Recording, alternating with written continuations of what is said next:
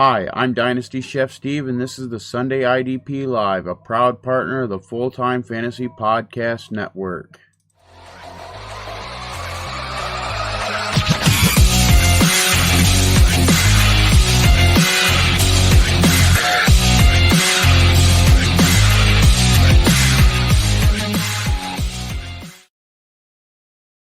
And welcome, IDP Fantasy Football fans. My name is Gary, a.k.a. the IDP Tipster on Twitter. And what's up, guys? Good morning. It's Jordan Rains. I'm at 50 Shades of Drunk on Twitter, here hanging out with Gary. Ready to talk some fun IDP stuff with you guys today. Yep. We've got some interesting stuff to talk about this weekend. Yeah, it's been there's been a lot happening, I guess, with the preseason heating up. I mean, these things would have happened 2 or 3 months ago, the whole world would have imploded. But now we gotta sift through them a little bit and digest them. So let's go ahead and jump into some news today. You know, since that's what's really pertinent right now is news rankings. You know, who's falling, who's rising, whose stock is at an all-time high, and who's on low. And speaking of a guy who's generally hanging out on the low end these days. Let's go ahead and start with Ziggy Ansah. Apparently, he transferred to the Seahawks from the Lions as a pass rusher, which the Seahawks need pass rusher help. But apparently he hurt his groin this last week in a workout. So, in which he just got cleared a week or two ago to play. Yeah, from a shoulder thing, right? Something like that.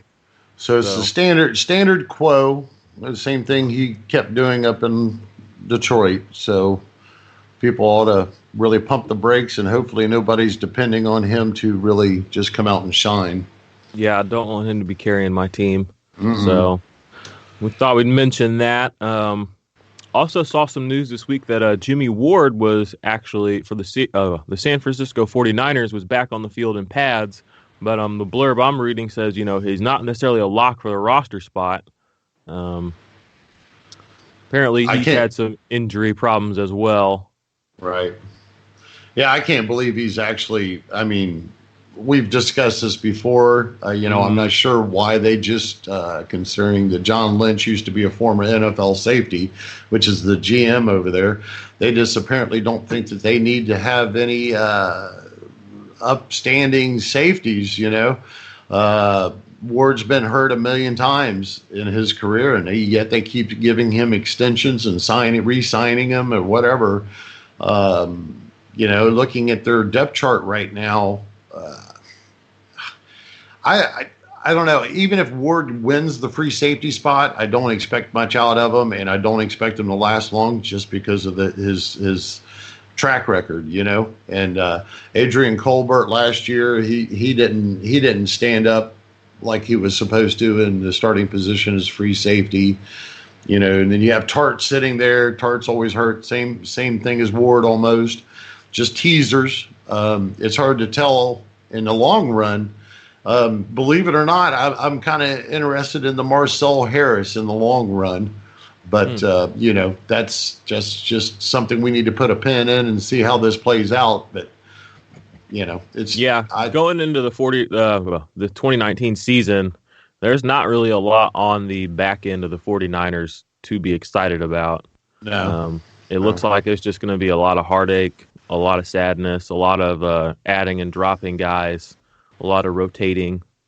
Right. And honestly, with the guys they got up front, how much is actually going to get back there for them to tackle, Right. I mean, they got some good linebackers. They got some really good D linemen. Yeah. So I'm not investing in them really. Yeah, and again, you just mentioned that rotation. So, and if everybody's getting hurt at some point in time, Jason Verrett's up there now from Chargers. He's signed with the Niners, and he's hurt. You know, so at this point, consistency matters, and it's just hard to trust any defensive back for the 49ers, whether or not the ball ever gets into the secondary. So. Yep, 100%. So they're not really a safety on the 49ers I'm looking to even draft. I'm kind of just looking past them, and if somebody emerges, awesome, I'll keep an eye out. But anyway, I thought we'd bring it up, though, because he's a guy that they've at least been there for a while, so... Right. They're really nothing. Even their top guys, if they do establish something something, you can't trust them more than a bye week play. Yep. If they happen to be healthy at the time that you need them at the bye week. Yep, agreed.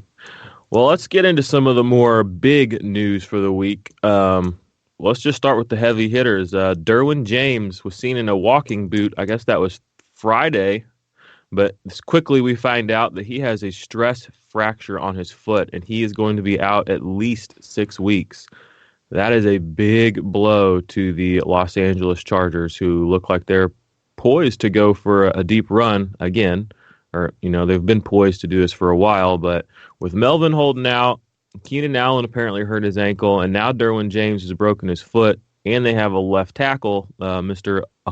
Russell Okong, who's out. I mean, things are starting to fall apart out there, but let's talk about the Derwin James fallout. I know you're not a big rookie guy, but I know you know who Derwin James is after last season. I'm sure you were very aware of what he's capable of. Yeah.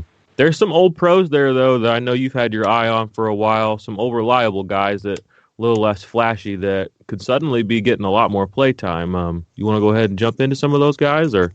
Well, can you hear that? Do you hear that? All the IDP Fantasy Football fans' hearts are broke with Derwin James just falling out, man. That just sucks across the board for so many people that spent those high draft picks for that safety. High draft picks, too. High. Yeah. I mean, but, it's life. Shit happens, and it's any given Sunday or any given season, these kind of injuries happen. So you got to be prepared, But when we look at the Chargers depth chart overall, of course, we have Adrian Phillips, which has basically saved the Chargers' ass for the last 2 years. He's kind of he's turned into a strong safety, linebacker hybrid. When I look at their depth chart after this news came out, because I try to avoid the Chargers because of their jinx and how they go through things. I don't like talking about them a huge amount of time, and each year we spend a lot of time because of all the injuries and stuff that goes on for the last couple of seasons. But either way, so I found it real interesting when we look at the depth chart, their official depth chart. They have Rashawn Jenkins penciled in there as a starter with Derwin James. And then you have Desmond King 2 and Adrian Phillips as the second level. And then a couple of guys called Watkins and Pickett at third. And then there sits Adderley. And he is completely at the end of the depth chart. Apparently he has been hurt. Again, I have not been keeping track of all of this. But I did do some research yesterday after Derwin went down. And Adderley, I guess they're hoping is really close to a return. He's a second-round pick. The kid out of Delaware. He had a hamstring issue pretty much all off-season. I actually picked him up in one of my IDP rookie drafts, and I ended up dropping him because of the hamstring, and I actually picked him back up. But, yeah, like you said, he's probably buried because he hasn't actually been on the field much. But Sorry, I didn't mean to interrupt you there. No. I'm glad you laid that out because, like I said, I don't do the research on the rookies so much, so I just had a gist of it. So that's great for everybody to know. So yesterday, all this is going on. We're sitting around, and I start seeing, Adrian Phillips, and I love Adrian Phillips. I actually have had some luck in the last couple of years telling everybody, look, these guys and the Chargers are going down. Keep an eye on Adrian Phillips. But there's one thing that I've learned over the last couple of years, too. For whatever reason, normally, it takes more than just one actual major injury for Adrian Phillips to be on the field in the end. Usually in the years past, Perriman's got to go down, and then just various reasons that linebacker has gotten him on there. But it's usually more than one injury. And if he is actually still considered a safety at this point after they've signed Thomas Davis and they got Kaiser White back and they have some other situations going on at the linebacker that they don't have to depend on Phillips. I'm really interested to see how this Jenkins kid does because he's out of the blue this year. This was new to me. Maybe some other people are on this. But for him to automatically be penciled in over Desmond King, which is no slouch himself. I mean, Desmond King had a really good season. I think it was in 2017. And I still expect him to be like the third safety or something. I'm just really intrigued with Jenkins. He could be on a lot of waiver wires out there. We need to keep an eye on him. And then Adderley is sitting there in the wings. If he can get back on the field, he still has 2-3 weeks before the season starts. If he's in any kind of game shape, been doing his film study, learning the plays and all of that, this could be totally different by the time they decide whether Derwin James is even coming back, which I guess that's the rumor, is he's probably not going to be able to come back for the season.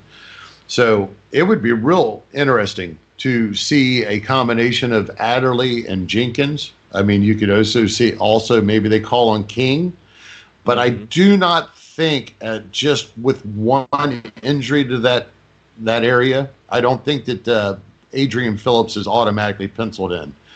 It's a 50-50 call. The accident just happened, or the injury just happened, so we're going to have to let this play out.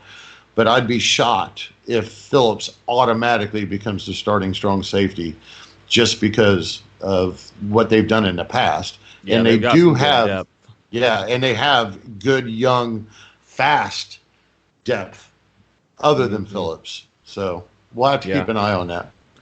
Yeah, it really does suck that Derwin James went down. I know a lot of people had him as number one. To be a rookie All-Pro, I mean, that just speaks volumes to what you're really capable of.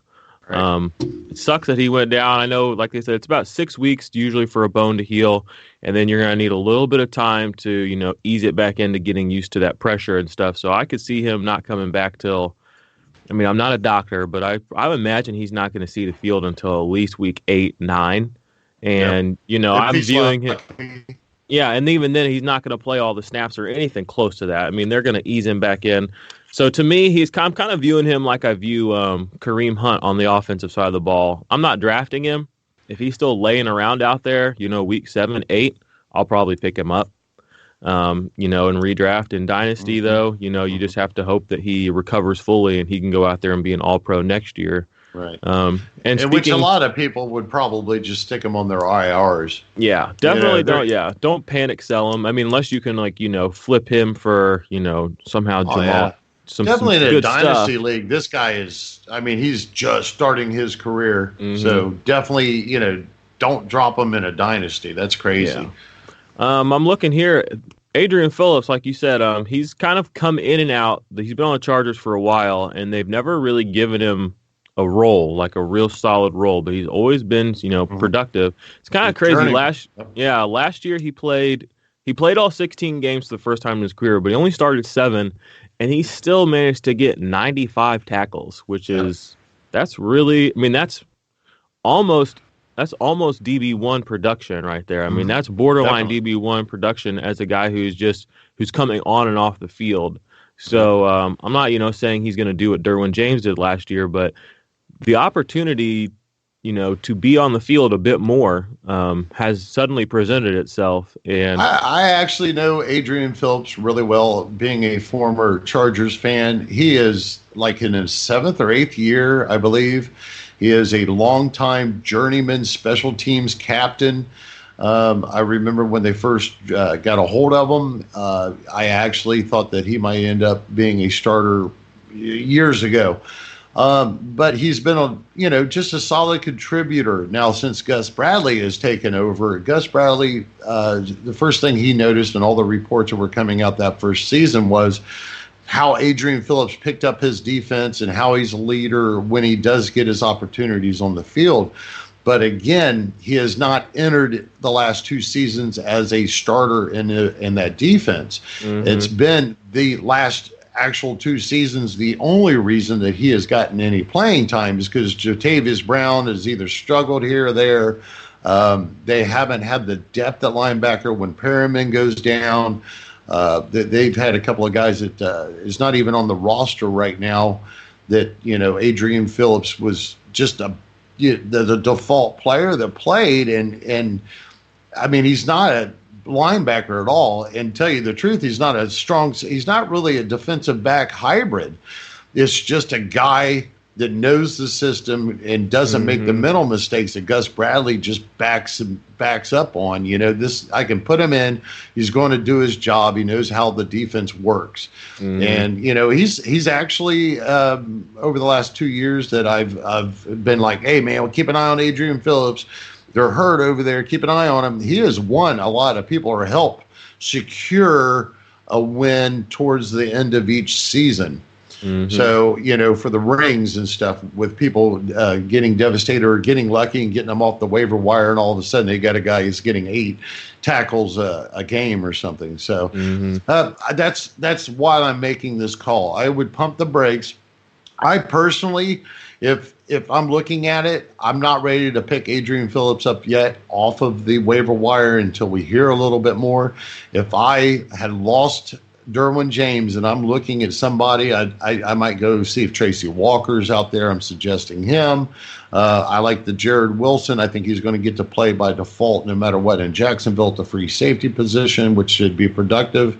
And if I had to look off of here, if somebody has dropped Adderley like you're talking about, I would definitely think about getting that kid on my roster if I had the depth to do that. And then there's this Jenkins. I mean, he's every report that I've seen come out of the camp yesterday, which I read a lot of them. They're loving what this kid's doing. I think he's a third-year player or something. He's never had a substantial amount of snaps whatsoever in any of the games, but on a season, I guess. I think he did have like one game last year. He ended up with like 8 tackles, probably because of injuries or whatever. But apparently he has really stepped up. So people need to keep an eye on him. And Desmond King, I don't know why he's buried. I'm not quite sure. I guess they have to pencil him in somewhere. They play him mostly at nickel corner, I think. He also does a lot of special team stuff. Yeah. Oh, I just noticed. Okay. Yeah. Now that you mentioned that, I look straight down. So Desmond King is actually on the Chargers depth chart in 2 spots. One, he's the third or fourth safety, and he's also the third or fourth cornerback listed. It's right here. I'm looking right in front of me, so that makes sense. All right. He's a definitely. They're probably going to call on him a little bit more, so we definitely need to keep him in mind too. Nice. Very nice. Well, we've kind of talked circles around that. I'll just hit on that real quick before we move on to the next big injury piece of news. But I moved Phillips up in my rankings a little bit. I had him like in the mid 30s. I put him at I think I put him around 20 now. I went out and picked him up and Adderley up. I have one main home league that's a dynasty league. That's usually what I reference when I'm talking about my league. I'm in a bunch of leagues, but that's like the one where everything matters to me. So my plan is to try and flip one of those two to the Derwin James owner. So wish me luck. And that's a great idea. The trade value. It's like a stock market. Right, I mean, right. These guys were on the waiver wire yesterday, and now they're worth something. And I was, I was aware, so I went and grabbed them. Yep. Good call. Yeah, and I had Adderley barely in my top 50, just because I think that he was a good player in college. So I bumped him up a little. I think he's like right around 40 now. But anyway, like I said, I think Derwin James is pretty much undraftable at this point for me. Just because you're not going to get anything. You're going to get a bunch of zeros out of him the first, 4, 5, 6, 7 weeks probably. So right. I'm not. IR positions are really, really deep bench, Yeah. Yep. And know it, and draft really well so you can make up for having to snag him. Yep. But, you hear that? All those IDP fantasy football hearts are broke. Yeah. It's crazy. I actually don't own any Derwin James anywhere, and I almost took him in a draft 2 or 3 days ago, and I skipped over him, and I'm happy I did. But this next guy we're going to talk about, I happen to have pretty much everywhere, and have recently even drafted him. I think I drafted him Thursday afternoon or morning before he got injured. But that is the Jets inside linebacker Avery Williamson. On Thursday night in the preseason game, he had a knee injury. I got a little bit scared, and then Friday it came out that he did tear his ACL. So he is looking at 9 months recovery. He's done for the season. And there's a lot of fallout there with this. I mean, we got Mosley, Adams, Marcus May, Blake Cashman. I mean, there's a lot to kind of process around who's going to be filling that hole and who's going to be cleaning up these tackles. First off, hopefully Avery Williamson has a complete fast recovery, dude. That we want him to be back out there. I thought he was going to have a huge year this year. Like I said, he's no spring chicken either. So yeah, I think he's 26, 27. So yeah, it's going to be quite a bit of a rehab. Yeah, but I guess to me, my first thought, the guy that I think gets the biggest boost from this is not necessarily C.J. Mosley. I think it's more Jamal Adams. Not that he needed a boost, but if you're taking away another high quality inside linebacker, that's one more guy that you can dance around, and Jamal Adams is going to be there waiting for you. So he went up on my rankings to number 1 in safety or DB, where I had Derwin James before. I haven't really moved Mosley a lot because I kind of had him. He's pretty high anyway already. But yeah, what are you thinking about this whole shakeup they're going to have to do with their inside linebacker spot? Well, considering we didn't talk about this topic in depth other than we were going to discuss it, Jordan, I 100% agree with you that Adams gets a boost. Mm-hmm. He, number 1, I don't know. He's still probably in my top 3. But when it really comes down to it and we look at their depth charts, I mean, the next guy they got in there behind him is longtime Miami player Neville Hewitt, which has never been able to make it in Miami. And now he's just been signed as a depth player. Now, they have been saying that he's had a strong camp. I'm not a believer, even if, say, they don't make a move and they don't go get Mason Foster or some free agent out there, which I couldn't imagine other than Mason Foster, there's somebody out there worth having at the moment. If Hewitt or this Went, Cashman, James Burgess is a little bit intriguing, but I can't see any of those guys at this moment being more than 2 down thumpers in that defense, where Avery Williamson would have been a 3-down player and the main run stopper probably getting the numbers. So I personally don't think that any of these guys are worth going out there and trying to pick up. Yeah, I'm with you 100%. I'm not jumping on the waivers to go get any of these guys. I had some people on Twitter being like, oh, Blake Cashman. I don't think anybody else is running to waivers to snatch him up. I have Avery Williamson too, and like I said, like 3-4 of my main rosters, and I'm just kind of chilling, I'm going to watch this and wait, see what happens. Yeah, the likely, in my best case scenario, if either any of these other depth players end up out there, they're going to be 2-down guys, and Adams is just going to be used a little bit up closer to the line. And they have another defensive back that actually, Rontez Miles. He has been a kind of a key third safety for them for the last couple of years. He's actually penciled in behind Marcus May right now at the free safety position.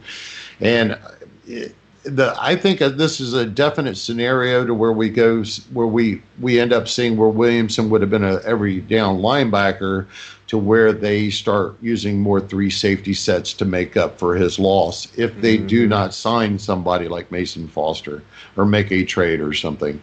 So, yeah, just kind of one of those things. Adams gets a boost. Mosley, you're probably right. He probably stays about the same. It really depends. If they decide to use Mosley in the run stopping instead of the weak side inside linebacker, they move him over to where Avery was at the MAC inside linebacker. That could happen too. The Mosley might get a little bit of a boost because he's going to get a lot more tackle opportunities. Again, it's one of those situations where we're going to have to watch this play out. But there's nobody on their depth chart right now that I don't think that anybody needs to run out. Has to be other players out there that'd be better flyers. Yeah, that's exactly what I like. I went to the waivers and kind of took a peek at, like I said, in my main league, and there's several quality guys just kind of floating around out there. It's a home league, so I'm not fighting guys like you that are hoarding all these really good linebackers. So I'd have my eye on a few guys that are just kind of waiting around out there. Yeah. It's kind of an interesting situation with them just getting rid of Darren Lee. I bet they really I bet they're, really a little bit bummed about that right now. I mean, sure, he's not great, but having him as depth would have been a lot better than not having him now, Definitely. You can't plan an injury. You can't really think about those things. You gotta make moves and move forward. But right. I would feel a lot more comfortable, and I think they would feel a lot more comfortable if they could put him out there with Mosley and just say, hey, look, you're getting another shot. One more chance, Go show us what you're really made of. And what's his name? Adam Gase? I know they signed Bell, and I know that they have, they made some major moves, brought in Mosley. They did do these things. But are they realistically, in their minds, a contender? You know what? It's crazy. Jets fans, I think they really do believe it. I mean, I think they see similarities between their franchise and the Browns. And I think that, the GMs made moves. I mean, they got Sam Darnold, who everybody seems to think is on Darnold. They think he's going to be something special. So I'm not here to say yes or no to that.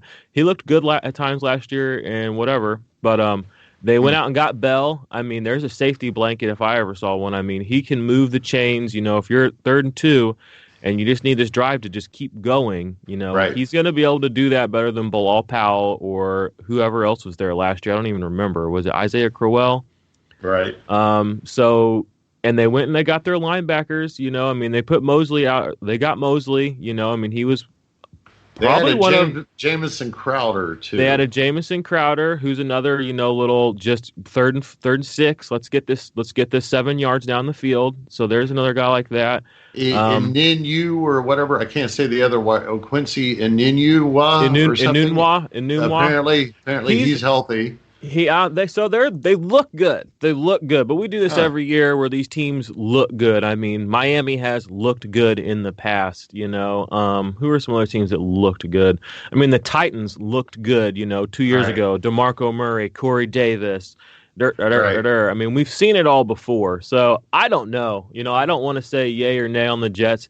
I'll say this. I don't have any Jets pieces except for Avery Williamson. He was my only piece. I have one or two. I think I have one share of Jamal Adams. But offensive-wise, I don't have a Nunwa, Crowder. I have none of those guys. So who knows? I'm happy for Jets fans. I mean, they seem to be one of the more rabid fan bases out there. So I'm happy they have. They needed something to happen. They did. Yeah. I mean, I'm not a big Gase fan. He's a little bit flippy or whatever, however you want to put it nicely. But at least they did do something to change the roster, the depth. So, maybe in their eyes, maybe they go after somebody like Mason Foster. I don't know where they're going to get the money. Yeah. I don't know if they have the cap space, but there are guys out there at linebacker. We have talked about that a little bit. That they're warm bodies. And they're probably just as good as Darren Lee was. So right, definitely. So we'll have to just see how that plays out. We got 2 more weeks of preseason, so we'll see who they throw out there and force, get a good look at, I guess, next week. So exactly. Yeah. But I don't really have anything else on the fallout there. Marcus May, apparently, this is good news. He came off the PUP, so that's good news for your triple safety situation that they might start running out there. And Marcus May, he played full 16 his first year. He didn't play all 16 last year, but he's a guy that, there's quality pieces around him, and now that there's going to be a little bit more tackle opportunity, so keep an eye on him for your safeties or your DBs. Yeah, and definitely one of those guys. I like Marcus May. I remember him and Adams came out the same year. They did. And in that Todd Bowles defense, he had a habit of using, or he still has a habit, if he's got the talent, to try not to bring the safeties off in certain packages. He just would bring Marcus May up, put Adams back kind of deep, just adjust to whatever the offense was putting out. And Marcus May ended up missing like half a game or something. And I said, just watch. Their tackle production between Adams and May would be really close, because I think that they are I think Marcus May is a Adams 0.2. Does that make sense? Yep. So I know exactly what you mean. They are capable of similar things, and I think they feed off of each other. Yeah. That was about the smartest thing that I've seen Bowles do on that defense. I can't believe he dropped the ball. So, yeah. Yeah. So anyway, back to, Avery Williamson, that sucks. I took him completely out of my rankings. He's done for the year. It really is not fun. And like you said, I think he's 26 or 27. So ACL recovery is usually 9 months. He's got a full year, so he should be back out there next year if nothing happens. But who knows where we're going to be or how we're going to be viewing him a year from now? Who knows what the Jets are going to look like? Who knows if he's still on the Jets? So yeah, we don't even know at the moment. I don't know what his contract is. So yeah, so.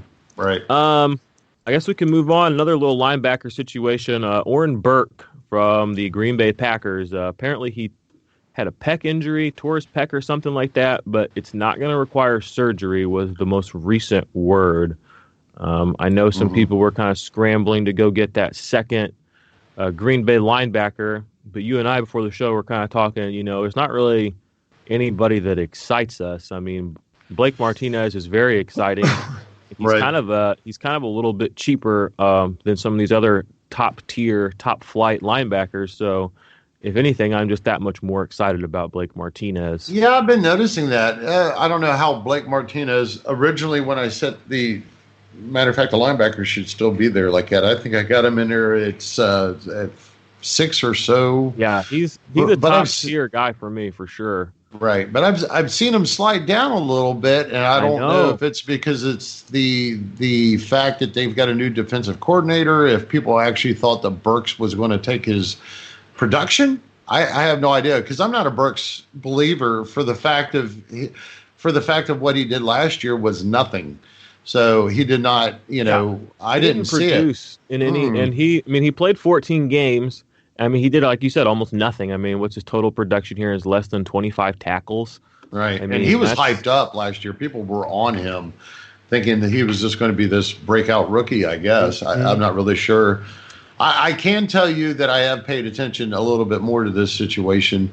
The main reason I wasn't before this was the basic thing is there's only been one major inside linebacker mean anything for a Green Bay Packer for probably the last 10 years with A.J. Hawk there and stuff. And since then, Blake Martinez, it seems like they've just not ever produced two inside linebackers that amount to shit.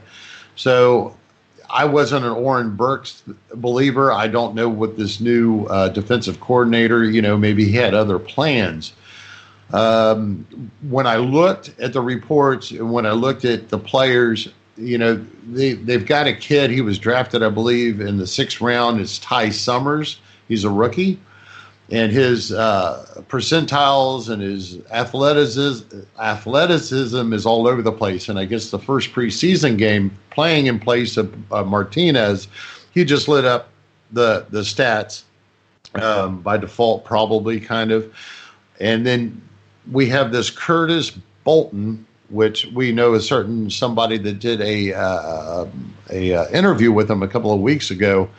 He and Summers are basically the two to keep an eye on if they don't sign somebody like Mason Foster. I keep bringing up that one name because it's the only guy I can think of out there that would even be worth looking at. But the Curtis Bolton, apparently he is playing really well too. He's an undrafted free agent, rookie. And Ty Summers is all over the place. They love his speed and everything, but apparently he can't keep from missing tackles. The last thing that I seen was that he's missed more tackles than he's made. So that's not good. So that's not a stat you want on your stat sheet. Right. When this first all come up, I was thinking, oh, my God, I'm going to keep an eye on this Ty Summers. But then these recent reports are that he's just whiffing on these tackles left and right.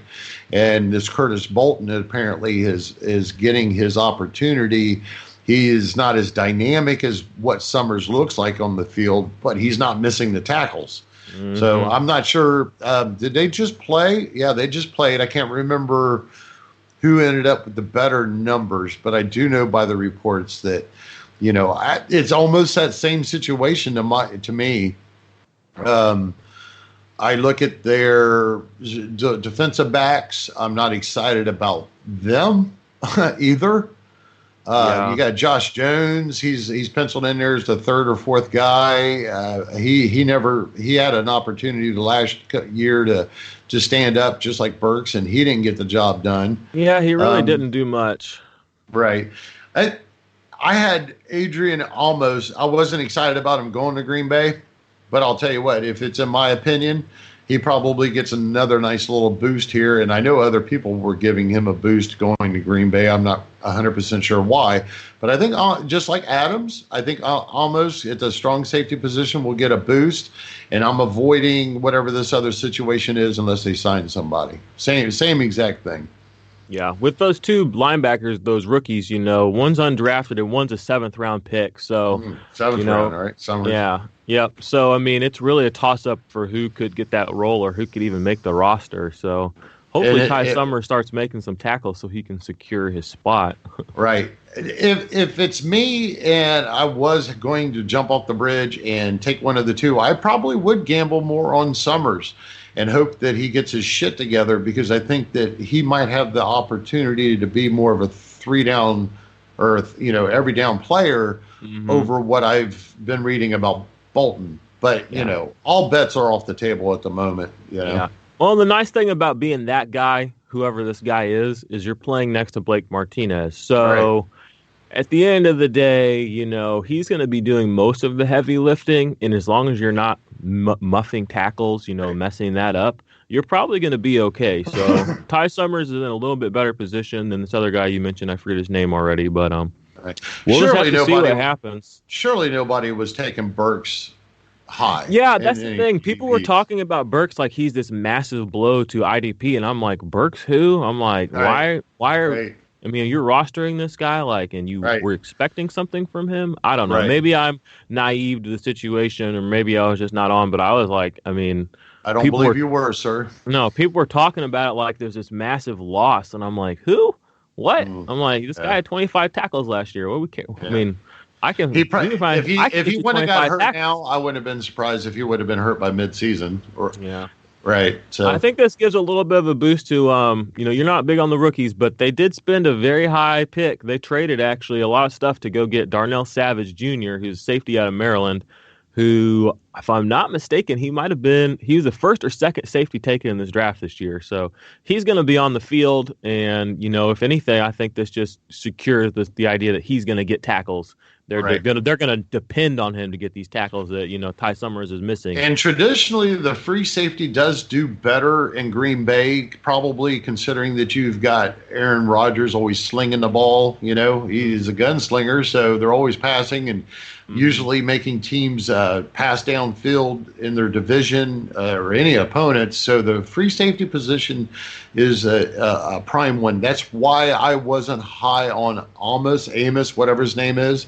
Adrian Amos. It's just because of his position played in that team. Of course, they got a new defensive coordinator, I believe. And we don't know what they were going to pull out. I think that they have a new defensive coordinator. So, Savage is definitely – I just didn't really mention him for the fact that, well, one, he's a rookie. Yeah. And for two, I don't think his role will change. He'll probably just still be the leading – yeah, he's the free safety. He'll be cleaning up. He should get a lot of, good pass breakup opportunities, too. I know some leagues have lower pass breakup points. I know one of my main league that I'm talking about, it's only 1 point for a pass breakup, which I think is kind of bullcrap. But if you're in a league that gives, 3, 4, or 5 points for a pass defended or a pass breakup, I would definitely be keeping an eye on the safeties in Green Bay. Because like you said, they're going to be putting guys. I mean, Aaron Rodgers is going to put guys in situations where he's going to have to throw it over the linebackers throw. Right.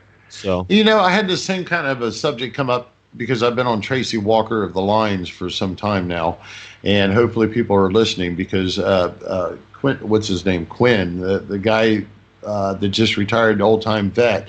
I know who you're talking about. He has always done well playing for Detroit in the free safety position, and that boils down to the same thing as the free safety position for Green Bay. You're in a division with gunslingers. Matthew Stafford, you've got Patricia. He's going to use Stafford. He's going to pass. He's got the wide receivers to do it with, and it's just sometimes there are divisions and teams that the free safeties thrive.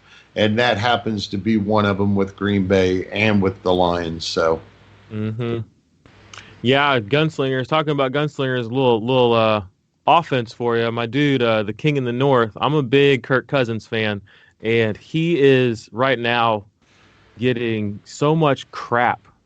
He's being drafted like QB 19 or 20 or something. He's never finished outside of, I think, the top 12 in his career, and that's with years in the Redskins with garbage.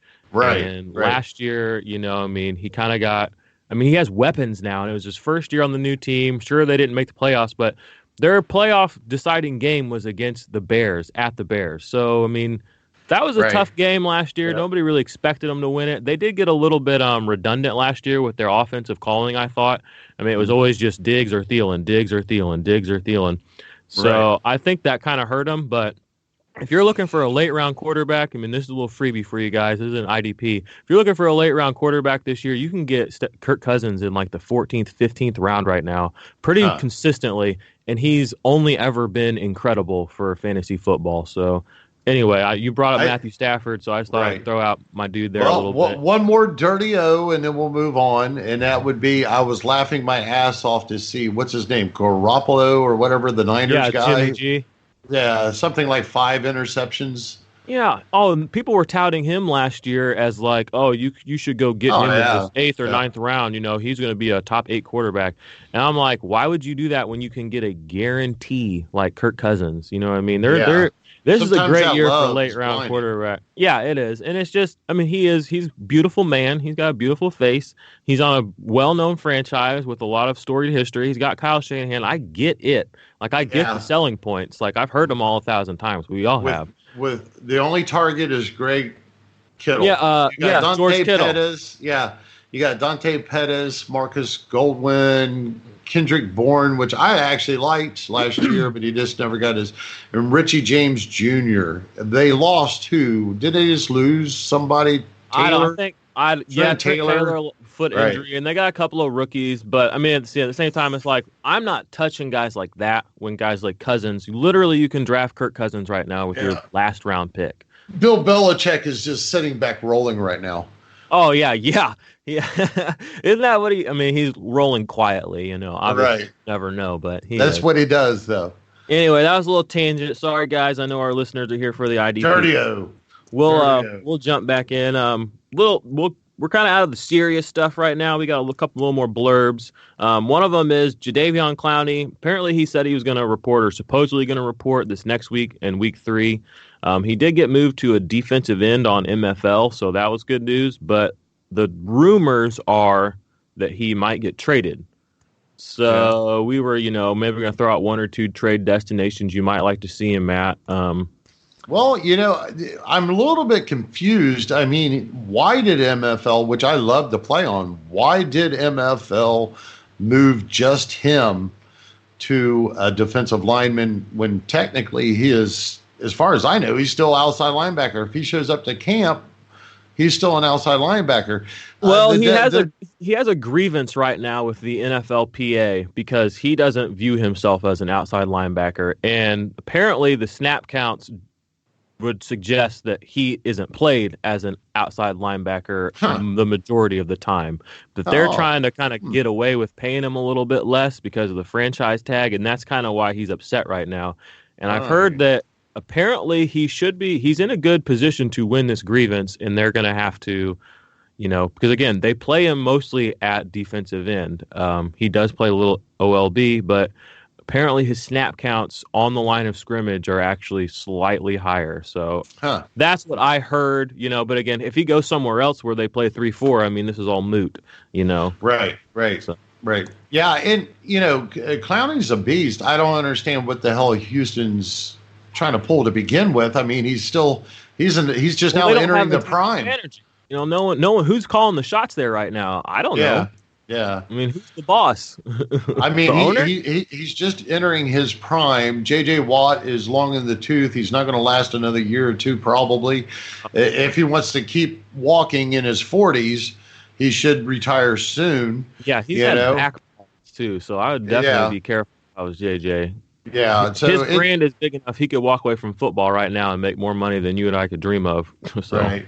I'd love to see, Clowney go to somewhere like the Raiders or somewhere where Seahawks. They need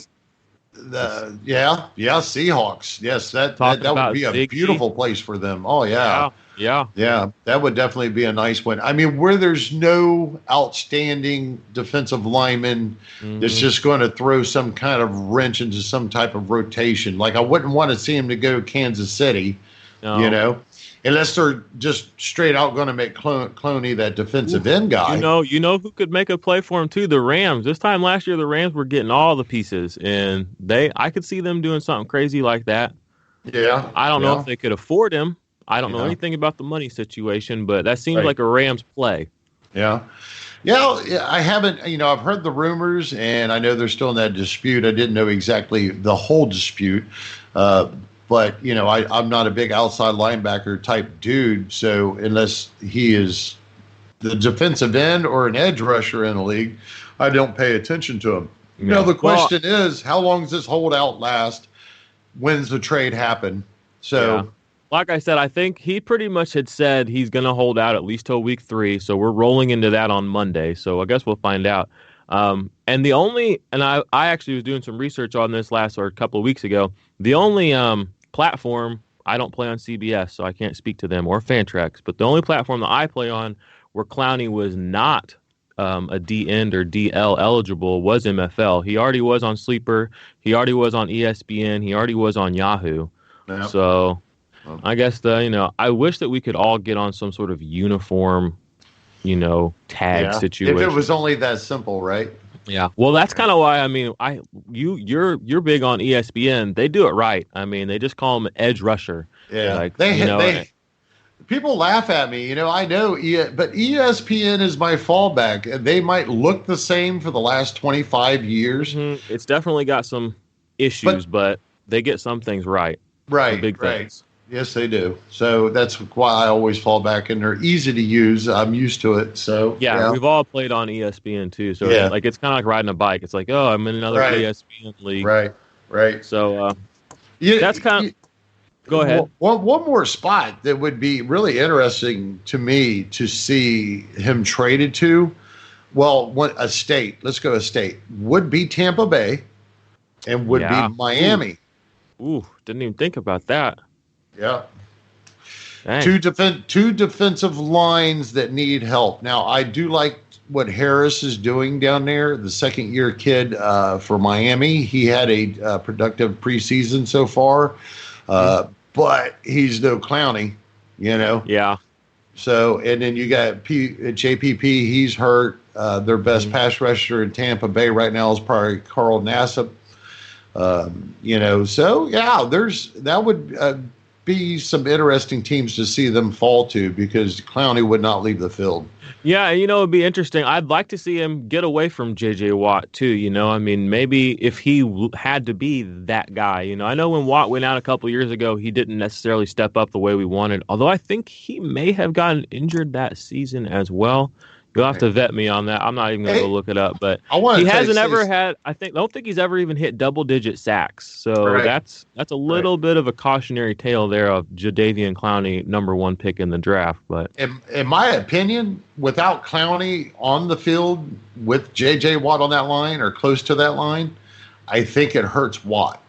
Yeah, I think it would hurt Watt, because if you've got to concentrate on blocking Clowney, or Clowney, whatever his name is, then all of a sudden he's gone or he's not playing. Well, who do you stop? J.J. Watt. Everything concentrated on J.J. Watt.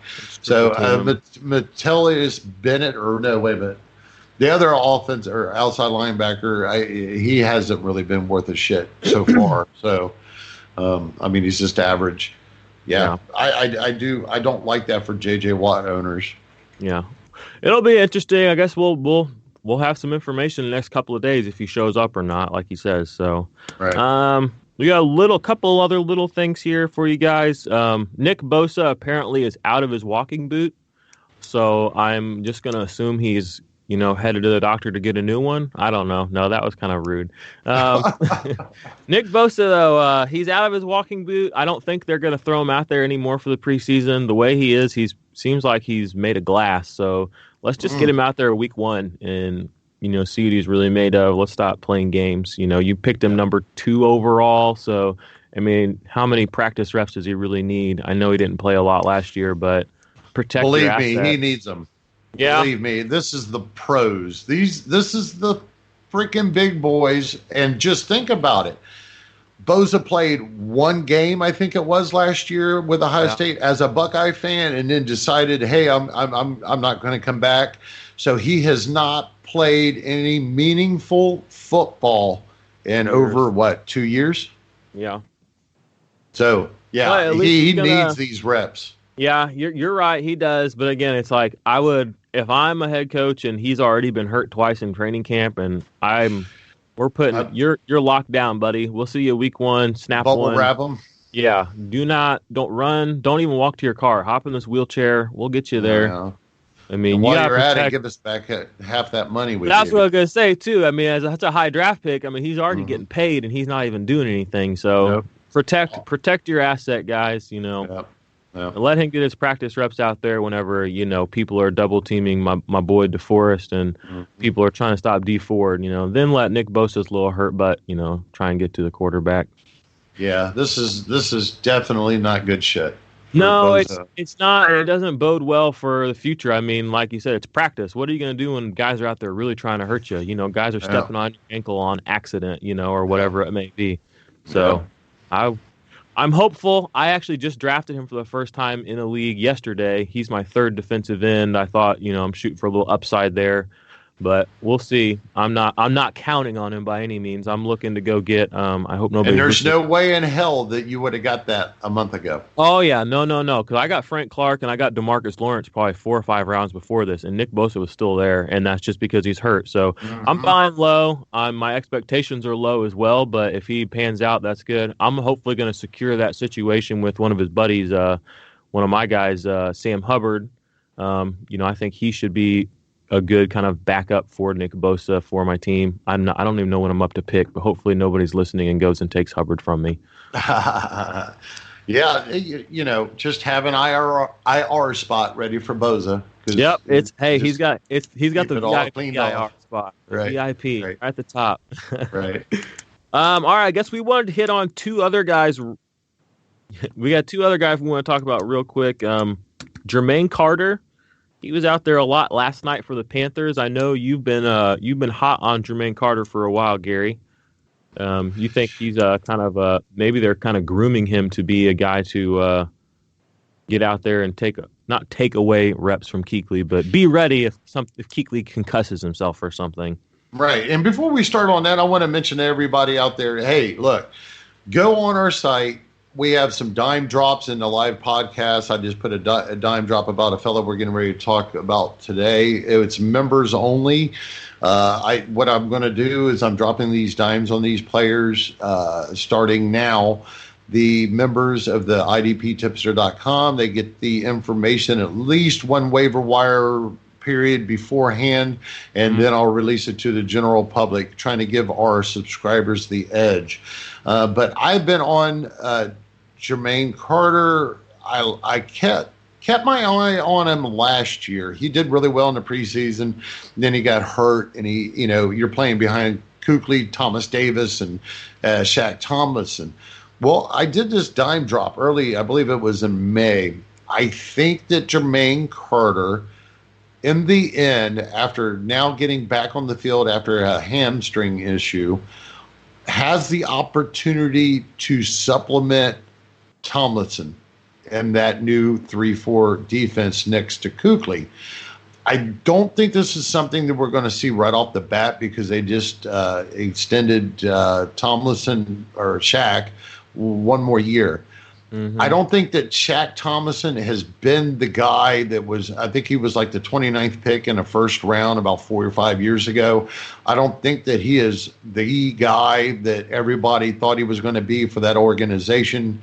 He's had some health issues. I don't think he's as good as what he was supposed to be. And I think this Jermaine Carter has set himself up to, not only is he Luke Kuechly's backup right now, but he has set himself up to where if he continues playing the way he is, it's only going to take a hiccup from Shaq, and he could lose, or he could, move into Shaq's position in his starting defense. So this is definitely a player I'm putting in my dime drop, putting on people's radars. And I'm going to point out that you have to wait on a player like this. This is not like the next guy that we're going to talk about with the dime drop. This is one you have to let it unfold. Yeah, you're not going to slide him right into your starting spot, but be ready when he's ready. Right. And as soon as you hear that Shaq Thomas is hurt or anything like that, or we're watching our PAPS grades that we have here and Shaq Thomas is not grading well, we need to start paying attention to the reports if he's just not getting the job done. That's another opportunity. If you're sitting there, you got some injuries or you got the depth, positions to get a guy. Jermaine Carter is definitely somebody that you're going to want to keep your eye on. Mm-hmm. Yep. I think, and you're right, he's young-ish. They're not asking a lot from him now, but they have him on the roster and they're giving him reps because they will be playing him eventually. Maybe, when like you said, when the situation arises, just be ready. It helps to be ahead of the curve. I've been kind of spoiled. I'm sure Steve feels the same because, we get access to your dimes, basically the second you finish them, right. And members, members get that stuff too. And it gives you a little bit of an edge, just to be aware, knowledge right. is power. If you know a week, 2 days, even an hour before somebody else, it can make a big difference for your league. I mean, I got a perfect little situation example of that last year when, it's offensive, but it's the same principle. When Carlos Hyde got traded last year from the Browns, I remember exactly where I was. I was laying on my bed. I just got off work. I just flopped down, and I felt my phone vibrate. I thought for a second, man, it's probably football stuff. I was like, well, I guess I should open it up. And I opened it up, and I saw that, and my fingers were trembling as I was running to the waiver wire to pick up Nick Chubb because I knew he was on the waivers. And I picked him up, and one of my buddies texted me a minute later and was like, damn you, I was just about to do that.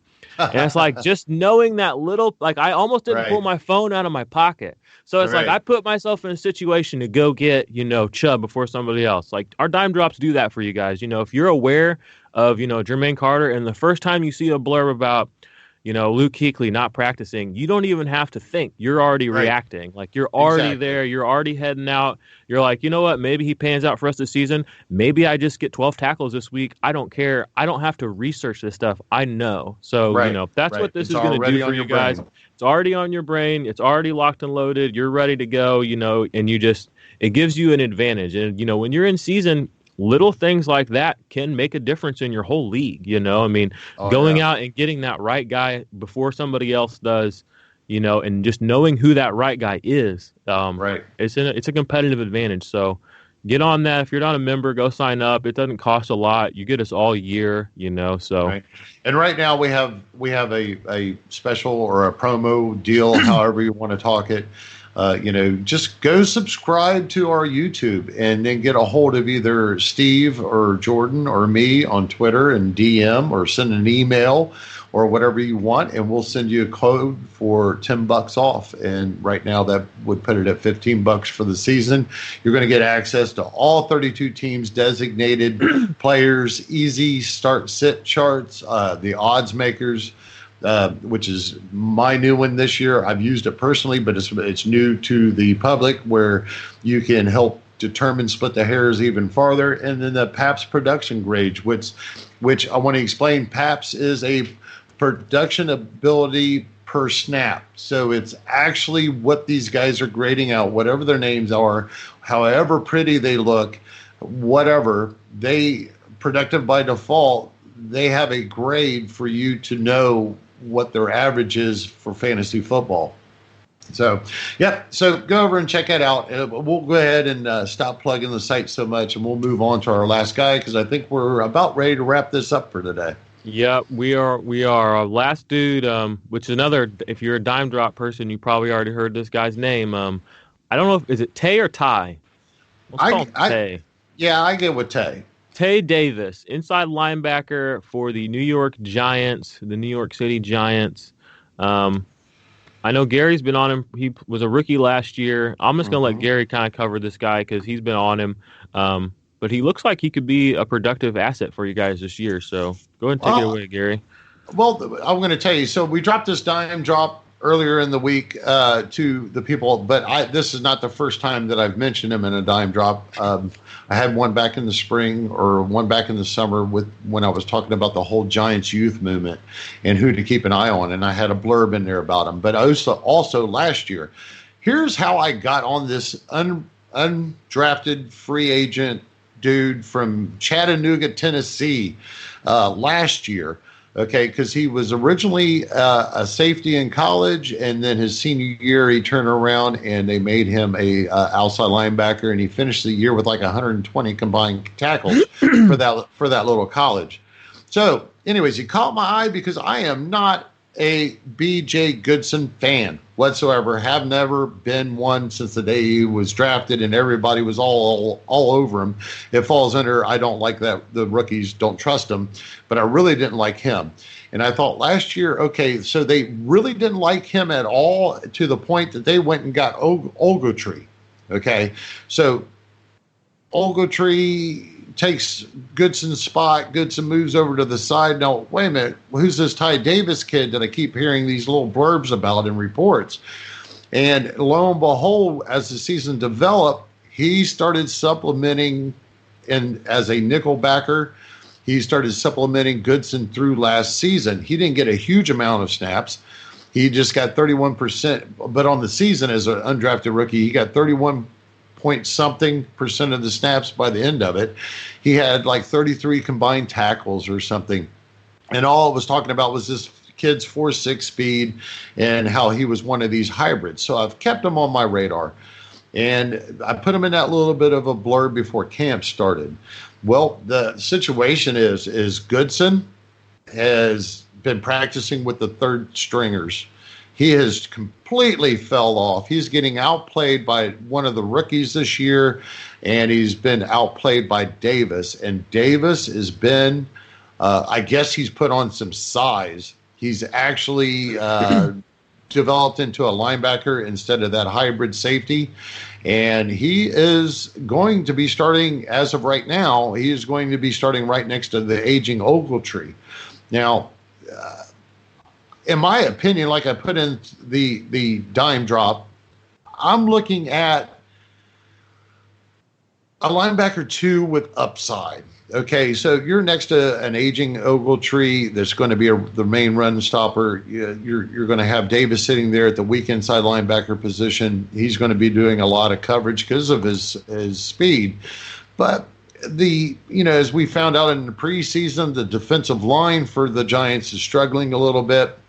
I think there's going to be a lot of feeding for Davis being right there, just like I do with Bethia. I think his upside by the end of the season could be a low linebacker 1 in the end. Ogletree has lost a step. So I'm really trying to get this kid on everybody's radar, hopefully for most of our members. Matter of fact, I know a few of them chimed in after I released it to the public yesterday that, they went ahead and they picked him up, and I hate to say this, but in the preseason game last night, he turned around and played half the game, and he had 0 tackles. Don't freak out, people. I watched that game. I watched a lot of that game, and that ball went everywhere that Davis wasn't, but I was still watching Davis. He was doing his job. He was in his coverage. He was in his position. So when all the big boys, all the first stringers start hitting and we start the season, he is going to get production. I compared him to, I think he'll get the Danny Trevathan type production. So to start the season, just a solid linebacker 2, a good guy that you can have and possibly use for bye weeks. But I'm really excited about this call. Yeah, and I'm really excited about this call because it's one of those ones that's panned out early, So apparently they love him. All the reports are they love this kid. He's smart, and I mean, you don't go from an undrafted free agent and in 2 years you're penciled in as the starter next to a veteran like Ogletree. Yep, and unless you've earned it. Right, and if Ogletree goes down, I think that just for some reason, heaven forbid he doesn't, that Davis gets another nice little boost because he'll probably start calling the plays on the field. Nice. Well, I will definitely keep an eye on him. I will be watching these next couple of weeks of preseason. There's a lot of good preseason left to watch, guys. I know if you haven't been watching, you should. I mean, it's football. Maybe it's not real football to some of you, but it's real football. You know, some of these guys will matter. So that's go ahead. Oh, I was just going to mention, don't forget about Grugier Hill in Philadelphia. Yep, they have not done anything to really replace him. And Zach Brown's getting some play by default, but I think that whenever he does come back in our dime drops, I still consider him the best linebacker for them when it boils down to it. Super cheap right now, too, because of the injury, and he's not playing. So, you know, he's a guy you can put on the back end. You can draft him as your linebacker 5, and he'll probably give you linebacker 3 numbers. So, right. I think that's pretty much it for what we had today. I don't have anything else. Gary, you? No. I just want to mention, hey, everybody go to the site, check out the new IDP resources page for free resources that I've been using for years. You can go find snap counts from these other sites. We're not a data type place. We do use data for our takes and to get the edge for you guys, and we use them in certain tactical IDP tools. But definitely check out the site. And keep it in mind that, like I said, we have a proven 32 team easy start sit charts. I'm gonna get out here in the next couple of weeks for week 1. Of course, it's one of those things where it's more relevant by the time we start the bye weeks because of the information that we have to use to make them. But they are proven and they do work. So always had this saying in sites that I've wrote for before: trust the charts, and they do work. So, but either way, head over to the site, give us a try, and we'll help you get those winning edges before the rest of everybody else.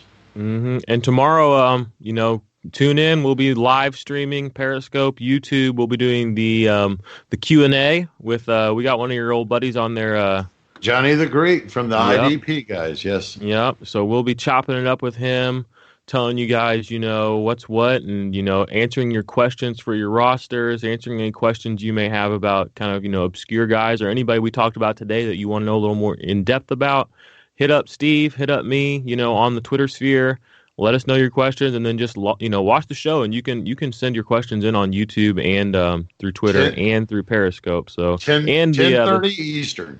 Yep, 10:30 Eastern, and we have a site chat too. So if you're in the site chat, we also monitor that for questions, guys. So that should be it for me. If you're ready to close it out, Gary, I'll let you take her away, and then I'll shut her down, and we'll give Steve a shout out and move on. Thanks for listening, people. Yep. Appreciate it, guys. Another week down. 2 more weeks till real football, the real stuff. So shout out to Steve. He's back there hitting the knobs, hitting the whistles, turning the keys, making sure that Gary and I don't sound like idiots. So we'll see you guys. We'll see you guys tomorrow morning. Thanks, Steve. Take her away.